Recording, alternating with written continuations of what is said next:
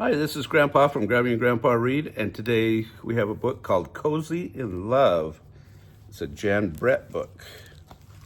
We love her pictures and her stories. Here we go. Bish bash bish, bish bash boom. Every fall the muskox bulls charged each other and bashed heads. I am strong, snorted one. I am stronger, bellowed another. It was the muskox way. Each one wanted the attention of the herd.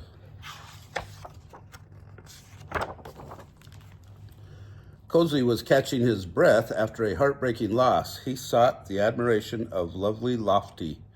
She had a sparkle in her eye that set her apart. He hoped she could see that under his massive coat there was a caring heart. Left behind, he buried his aching head in the Alaska's snow. He didn't hear the whirring of wings. Plop! A small fish landed on his nose, and his eyes popped open. It was his puffin friend with a frantic plea for help. Cozy, Puffin called. I flew over Teardrop Inlet. Young Bella is still playing around in there. Air is getting cold. Ice will trap her. Cozy leapt to his hoofs, heart pounding. Bella was a beluga whale. She loved to play in Teardrop Inlet. Her whistles and chirps sounded like silver bells. She splashed with her flukes and made rainbows. The nearby puffins would topple off their perches with laughter when she paraded by with seaweed on her head. But Teardrop Inlet was a dangerous place during freeze-up. Even when she was a baby, her mother had warned her. When the sea freezes, the entrance gets closed off. It is not called Teardrop just for its shape. It is also for the tears shed when one of our pod gets locked in. Sure enough, when Cozy slid to a stop above the inlet, Bella was singing songs and splashing rainbows, totally distracted from the ice forming.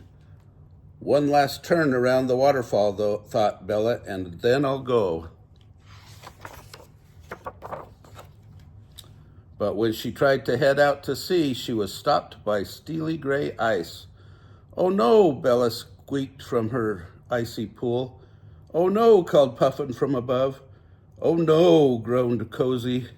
Bella tried to heave herself over the ice, which had hardened like rock. She threw herself as high as she could, but she couldn't reach freedom.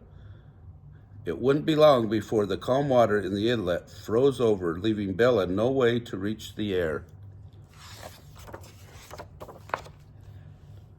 Not far away, the musk herd was bedding down for the night, with grown-ups on the outside, bighorns showing strength, and youngsters safe in the middle.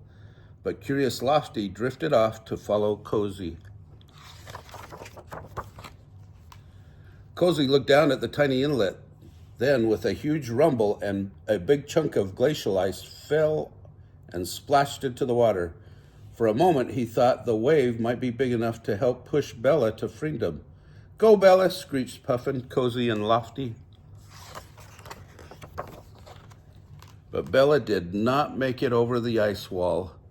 I have to save Bella, Cozy thought. I must think of a way. Puffin landed on one of the nearby boulders carried down by the glacier. The big rock gave Cozy an idea.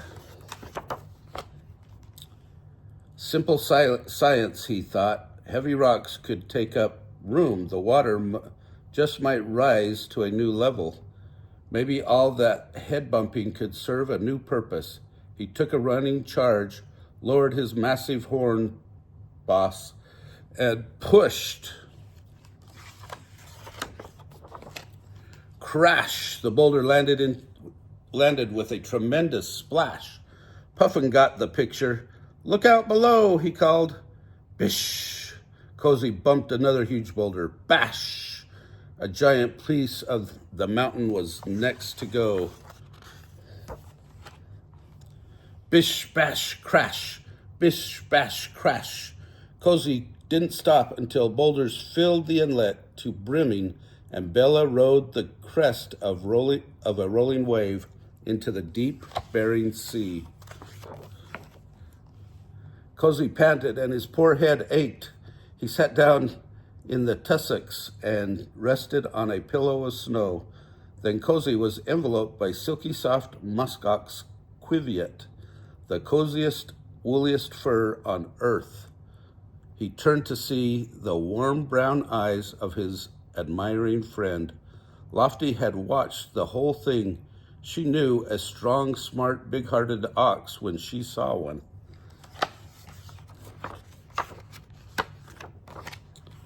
Muskox in love, commented Puffin.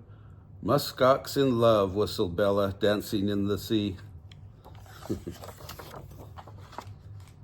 Cozy and Lofty did not have to say a word. They watched the pod of belugas become smaller and smaller, pale dots beneath the sea. Then, keeping steady with muskox ways, Cozy and Lofty headed back to their herd, muzzle to muzzle. Oh, that's a good love story, isn't it? And they got to save the little beluga. If you like this book, smash the like button down below. Give us a big thumbs up. Subscribe to our channel of Grammy and Grandpa Read. And watch the playlist for love, books about love, playlist for Jan Brett books, and the playlist for animals. Have a great day.